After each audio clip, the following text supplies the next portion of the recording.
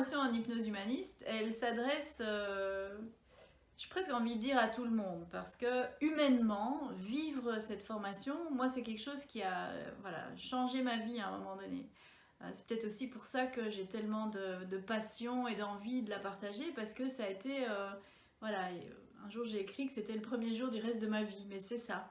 C'est que ça m'a ouvert des possibilités que je n'imaginais même pas. Donc cette formation en hypnose humaniste, elle s'adresse tout d'abord à des gens qui sont thérapeutes, coachs, des gens qui vont accompagner d'autres personnes. C'est-à-dire que ce sont des outils formidables, qui sont très actuels dans le sens que les gens aujourd'hui, il y en a beaucoup qui pratiquent la méditation, qui pratiquent l'ouverture de conscience, qui font de la mindfulness, qui font des sortes de choses qui vont faire qui sont déjà dans une forme d'ouverture, et donc les outils de l'hypnose humaniste se prêtent particulièrement bien et ils aiment beaucoup parce que ça les aide à rester autonomes, ça leur donne des choses qu'ils peuvent reprendre avec eux.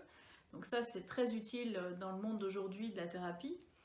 Mais ça peut servir, j'ai déjà formé aussi des médecins, des ostéopathes, des psychologues, des gens qui sont dans l'accompagnement.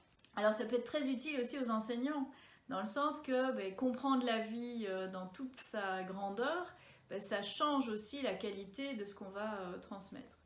J'ai aussi pas mal de gens qui viennent qui sont en reconversion professionnelle, c'est-à-dire que la société actuelle étant ce qu'elle est, il n'est pas rare que certaines personnes en aient un petit peu marre de la vie dans laquelle elles se sont trouvées engagées, c'est-à-dire une vie où il faut fonctionner, où il faut agir, où il faut travailler, où elles ont la sensation qu'elles ne vivent plus. Et parfois, ça en découle qu'elles sont obligées d'arrêter de travailler ou de faire autre chose. Et j'ai eu pas mal de gens en reconversion professionnelle. Alors, c'est pas pour ça qu'elles vont forcément devenir hypnothérapeutes, mais cette formation, c'est vraiment comme quelque chose qui les aide à y voir plus clair sur leur chemin. Et certains ont vraiment choisi cette voie comme une voie de reconversion. Après, j'ai aussi eu parfois des gens qui viennent par intérêt personnel, dans le sens que c'est très intéressant de le faire pour soi, de comprendre comment ça fonctionne et de le vivre intérieurement.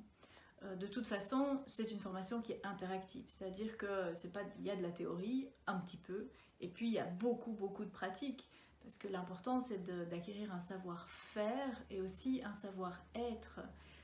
Et c'est ce savoir-être qui va faire la qualité de la pratique de la personne par la suite.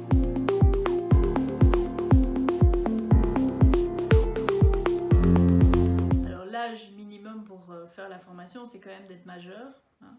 Mais par contre, utiliser les outils de l'hypnose, il n'y a pas d'âge. C'est-à-dire que les enfants, ils plongent là-dedans avec parfois beaucoup plus de facilité que les adultes, parce qu'ils ne se posent pas de questions. Et l'utilité pour eux, c'est vraiment de comprendre la vie, d'avoir accès à leurs ressources. J'en ai fait pas mal avec des enfants à une époque. J'ai un ami qui est dentiste, et donc quand les enfants ont peur d'ouvrir la bouche, ça marche pas très bien.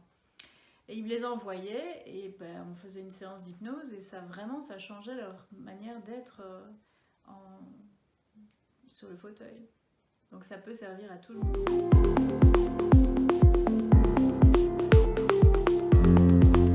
Je suis Véronique Heiden-Rapakers.